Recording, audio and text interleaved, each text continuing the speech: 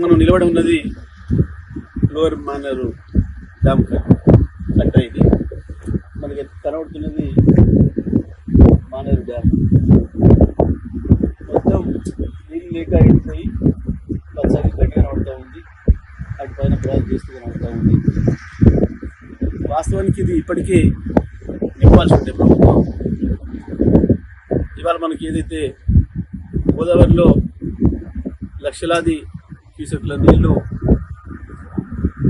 ప్రవహిస్తూ సముద్రం పాలవుతున్నాయో, కేసీఆర్ గారు నిర్మించిన కాళేశ్వరం ప్రాజెక్టులో భాగంగా నిర్మాణమైన కల్లపల్లి పంప్ హౌస్ వద్ద లక్షలాది క్యూసెక్ల నీళ్లు పోతూ ఉంటాయి. అక్కడ ఒక పంపు ఒక బటన్ నొక్కి ఆన్ చేస్తే చక్కగా అక్కడి నుంచి అనారం సుందిల్లా ఎల్లంపల్లి బ్యారేజ్ నుంచి తీసుకొని లక్ష్మీ పంప్ హౌస్ ద్వారా దీనిపైన ఉన్న మిడ్ మానేరుకి వచ్చి మిడ్ మానేరు నుంచి దీంట్లో నింపాల్సిన అవసరం ఉంది. ఇక్కడ నుంచి కాకతీయ కెనాల్ ప్రారంభమవుతుంది. మనకు సూర్యాపేట జిల్లాకు నీరు తీసుకొచ్చే కాలువ కాకతీయ కెనాల్ మనకు కింద కనబడుతుంది. మరి లక్షలాది ఎకరాలు ఉంటే వందలాది టీఎంసీలు, లక్షలాది క్యూసెక్లు అంటే వందలాది టీఎంసీల నీళ్లు ఈ సముద్రం పాలైనాయి. కానీ ఇవాళ ఎల్ఎండి ఎట్లా ఉందో మొత్తం గుట్టలు తేలి మన దగ్గర సూర్యాపేట జిల్లాలో చెరువులు కూడా అన్ని పద్ధతుల్లో ఎండిపోయి ఉన్నాయి.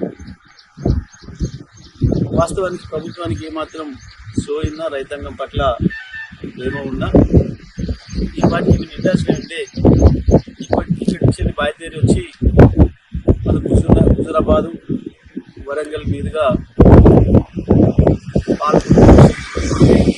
మనకు వచ్చి మైలవరం ప్రాజెక్ట్ అయితే చెల్లి బైనవాగు ప్రాజెక్ట్ అయితే వెతుక్కొని మనకు సూర్యాపేట తొమ్మిది తాలూకాలకు రావాల్సిన అవసరం ఉంది. ఇప్పటికే ఇచ్చే అవకాశం ఉంది. కానీ దురదృష్టవశాత్తు సోయలేదు ప్రభుత్వం.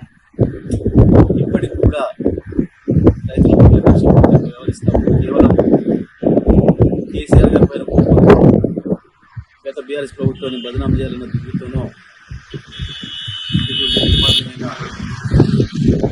చర్య పూనుకుంటుంది. రైతాంగాన్ని మంచి పనిచేస్తూ ఉంది ఈ ప్రభుత్వం. రేపు ఉదయం మనం ఇక్కడి నుంచి బయలుదేరి ఏదైతే కాళేశ్వరం దగ్గర ఉన్నారో